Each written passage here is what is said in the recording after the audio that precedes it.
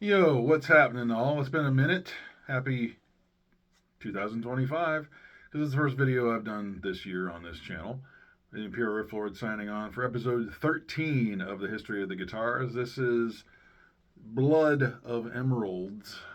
It's my 1995 Ibanez S540 Custom. I named this after one of my favorite songs of all time, Gary Moore, Blood of Emeralds. Um, so let's get into the specs and how I acquired this guitar and all that I've used it on. So the body is mahogany. It is a maple neck, rosewood fretboard. Got the cool oval inlay, just like on the Vega. The models are very similar. It's flame maple top, as you can see. This is a gorgeous one. And bolt-on neck, low pro edge trim, Goto tuners, Goto hardware, all that good stuff. That's standard on all these. And this one I bought as a late 40th birthday gift to myself. I got it in 2018, I think May that year.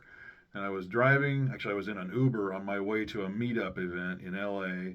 And I saw one of these on a Facebook marketplace ad. The guy wanted $250 for it. And I messaged him immediately. I'm like, "Where do you need me to be? I'm within not far from you at all." And I think he messaged me back a couple minutes later, said he had just sold it. So I made it a mission to find one. And I went on Reverb and found this one. I gave $650 for it, which is insane because now these I have a hard time finding this model in this finish. They made it in like a not mauve, like a dark purplish color. They made it more of a root beer color. They made a red one. I forget how many different finishes there were, but the last few times I've looked, I have not been able to find one of the green ones. I'm not sure what the exact color definition is. To me, it's like an emerald jade green. Not been able to find one of these easily. So last I remember seeing them, they were a grand $1,200. And a lot of people say this is one of the best models they ever made. It's the S540, and it does say custom made right there at the 21st fret. Not necessarily a custom job, but that was a feature of them. And this thing is super smooth, super awesome, and it's definitely got some history to it. So a week after I, oh, so actually let me back up. The rest of the specs, the pickups were when I got it. That's the only thing I've changed on the guitar as far as any of the hardware, and everything else is stock. The middle pickup is the stock Ibanez Quantum single coil pickup, and it does the job, but I never use this pickup by itself. 5-way switch. It's also got a coil split in it because of the bridge pickup being the Deactivator X Dimarzio. It's their version of an active pickup with all the. It's a passive pickup with all the features of actives without the sterility. That's how they market the deactivators. And then the neck pickup is the Dimarzio Transitions, one of the Steve Lukather pickups. It sounds great. I bought a set of transitions for this guitar initially. The bridge pickup didn't have enough kick to it. It was like, even to get it to really open up and have any real sustain where it would sing or have a lot of note definition, I had to add a ton more gain to it, at least through my PV Bandit amp, with the amp gain dimed, and I had to turn on a pedal to add more gain to it. And I just didn't want to have to rely on that for it to be used for what I do, if I would need it to do that. Because the main group I'm in, Badass Beauty, what's up, everybody? It's a high gain. There's no clean tones all the time. So I am thinking about replacing this bridge pickup. I'm still a little bit on the fence. I'm pretty sure I'm going to put a Dimarzio Norton or a Rainmaker in there. A Norton is supposed to be the it's like a marriage between a tone zone and a fret. I love the fret. I got it in the neck on two guitars. That's the main bridge pickup Joe Satriani used for years. It's like a PAF with more harmonic overtones and a little more output. But this one is very compressed. It's very loud, and it's very hot. It's not applicable for most normal playing situations unless you need full maximum volume all the time and you want it super tight. So it doesn't sound bad. There's the full bridge. There's with the coil split engaged, and then that coil split works in all 5 positions. So those are the specs on the guitar. It plays and sounds. I mean, besides my dilemma with the bridge pickup, I'm still on the fence of whether I really want to change it. It's not a major priority because it's not a guitar I've used on a whole lot of things or played live even. Um, but when I got the guitar, it had Seymour Duncan jazz pickups in it. I thought it was a JB59 set, but my buddy Moshe, who installed the new set of pickups, these and the switch, because whatever switch was in it was faulty or it wasn't engaging the selections correctly. He said, "No wonder you didn't like the pickups and the jazz pickups." Okay. Yeah, the neck pickup was really boomy, and the bridge pickup just didn't sing right, didn't have enough balls. So, I'm a Dimarzio guy. I'm sure you've picked that up if you've been watching this series. Most of my guitars have Dimarzios. The majority of them do anyway. And so I changed those out, and it's been great ever since. A week after I got this guitar, in this actual very room, a student was walking out of the room, a ukulele student, and his foot caught the music stand that this phone is sitting on right now. If it's not the same one, I'm not sure, but it's a stand just like it. And the guitar was in the corner, and the stand went careening into it and dug into the finish right here. It was about that deep. You could see shattered paint underneath the clear coat. I was horrified. I had the guitar for 6 days. So my boss at the store here actually paid to have this entire thing refinished. So what they did was because it was right here, so they deepened the burst. And one of our old techs, Brendan Morgaridge, he did the finish job on it. Great job. Totally refinished the entire thing, and it actually looks better than what it did because this just wasn't as prominent. It wasn't as thick around the edge before I had it done. And then when I got this new pickup, I wanted the gold pull pieces on it. If I replace it with whatever goes in there, a Norton or a Dreamcatcher, I'm heavily leaning towards the Norton. Then it's going to have gold pull pieces too because I'm just used to looking at it that way. It's not that much more money. So that took a while to find the guy to do the job, and then I forget how long he had it before the guitar was finished, and I got it back. But it's been great ever since. And then the most special thing about this guitar is that it was the last guitar my dear departed friend Nick Appelman ever worked on. Because nothing against Brendan, but and I never had him work on very much of my stuff, but the setup job that he did on it, for whatever reason, it was just buzzing like crazy. It didn't feel right.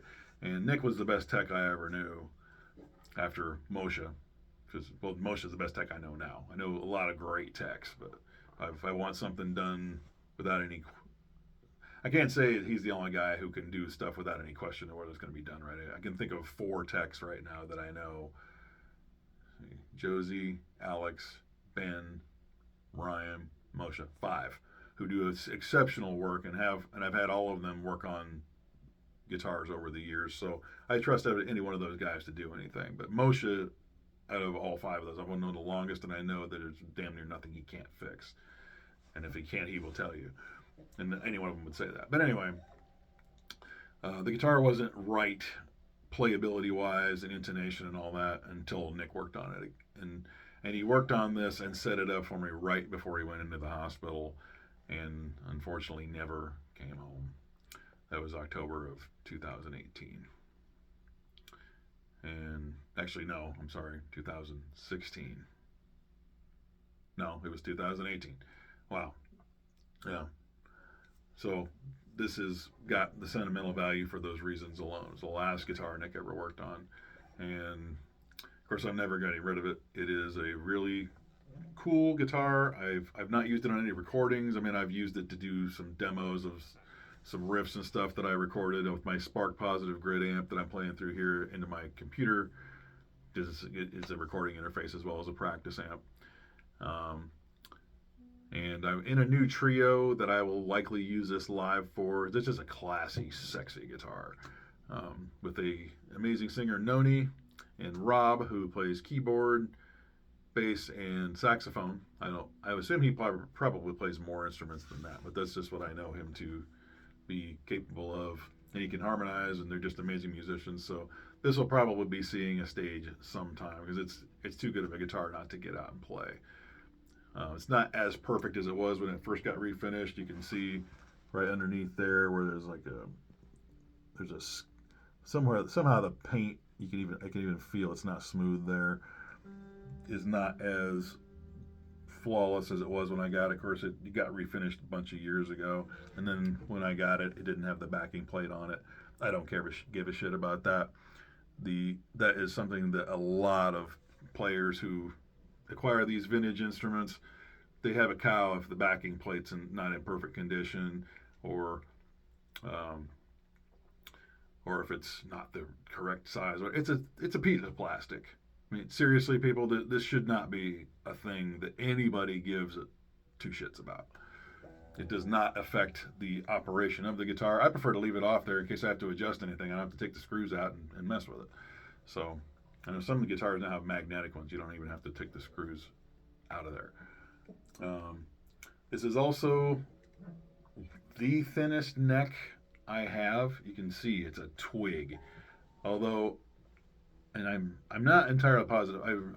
It's one of the ones that's going to be latest in the series because I bought it last April. But I have a 1990 RG550 Ibanez, and it's a twig of a neck too. I'm not sure if this one's thinner, but those are the two thinnest. This one and that one are the two thinnest necks I have or have ever had, and they both play themselves. They are absolute joys to play, and they're just amazing instruments.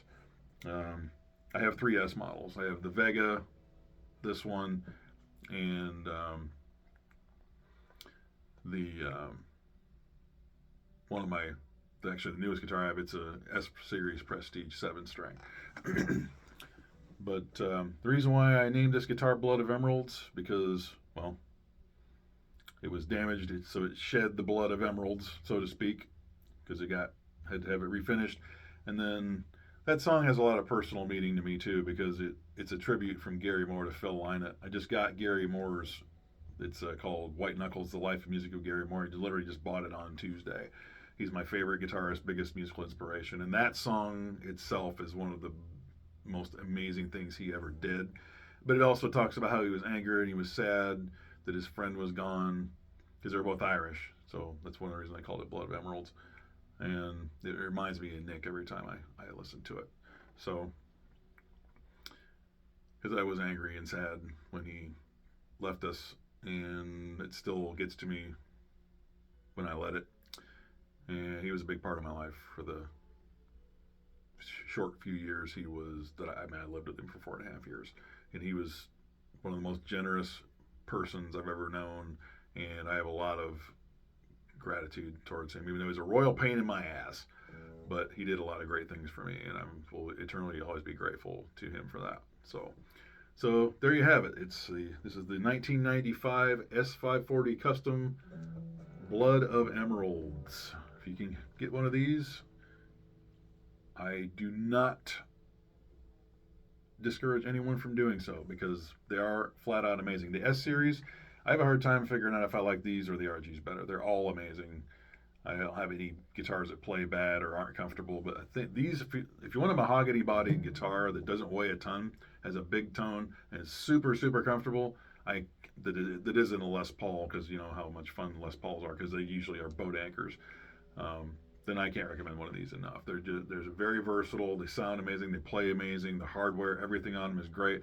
Other than the shitty stock pickups, unless the IBZ pickups where they have like the F2 through the F4, I think, where they got the big white capital font on them. Those are awesome because those are made by Dimarzio. But if they say QM on them, that's the Quantum pickups, and those are the shitty stock Ibanez ones. You don't want those. So, and I know the earlier ones that were like earlier 90s, and this is the 95, that didn't have the humbucker in the neck. They had a single coil neck pickup. There was, but I think the hardware and everything else was the same. I'm not entirely sure, but that's the history of this guitar, and hopefully you'll be seeing it on a stage sooner than later. And thanks for tuning in. If you like what you see, please hit the subscribe button. Until next time, Imperial Whipboard signing off.